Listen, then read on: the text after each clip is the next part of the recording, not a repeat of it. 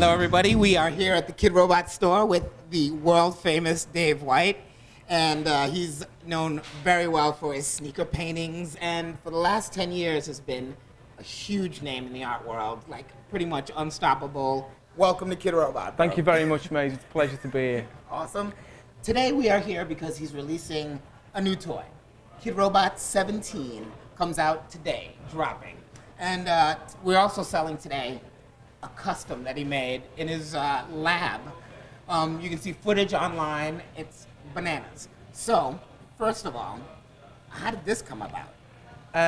I've always been really into making models as a kid, but I was never really interested in making them look like pristine or immaculate. I was more interested in making them look muddy and fucked and battle damaged and bullet holes. And you know, obviously you go to school, you start making models, you go to art college, and then I did a show a few years ago with Nike for the 25th anniversary of the Air Force One, where I was working on sort of all tanks and aircraft carriers with Air Force Ones. Anyway, long story short, I was starting to make anything look knackered and old, and it just sort of all came round again. And then the hookup with Kidrobot came round, the design, and then here we are today with the little man himself. I discovered oil paint when I was like really young, when I was 16, and I just responded to it really well.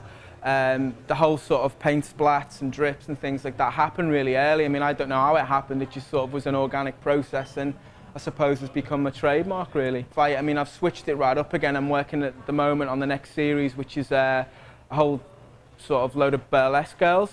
So to make them look really beautiful, really hot and everything, you know, the faces are really pristine, but you know, certain areas are really quite loose again. So you never stop learning, you just keep switching it up.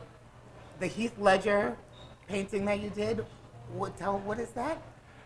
I mean, I'm a massive, you know, comic fan, always have been, and when I went to see, you know, the performance of like The Dark Knight, I just left the cinema and had to make that painting. Not to be cheesy, not to cash in, I just had to go and make something that immortalised him in that role, because, you know, he's just like a total fucking crackpot in it. Nobody, I don't think, has ever portrayed a psycho as good as him in that sort of genre. So I just made that as a tribute to him. So we've asked every artist these questions. I want to see what you say. Your source of inspiration, your main source of inspiration is?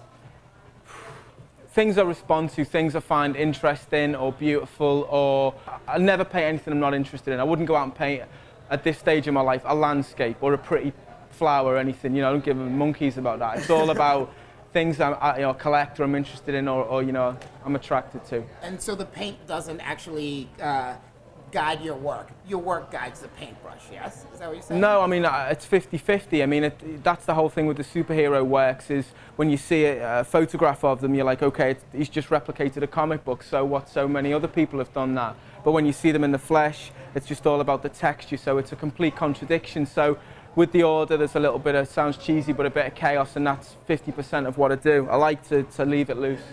If you could have any animal's tail in the world, what tail would it be? Catwoman's. No, I would have Catwoman's tail, because, you know, at least that's not weird. If you could have any superpower, what would it be? Have you got a lot of tape there, or? I think it would have to be flying. It would have to be the flying aspect, I think. What'd you have for breakfast today? I had traditional American bacon and eggs. Thank you very much.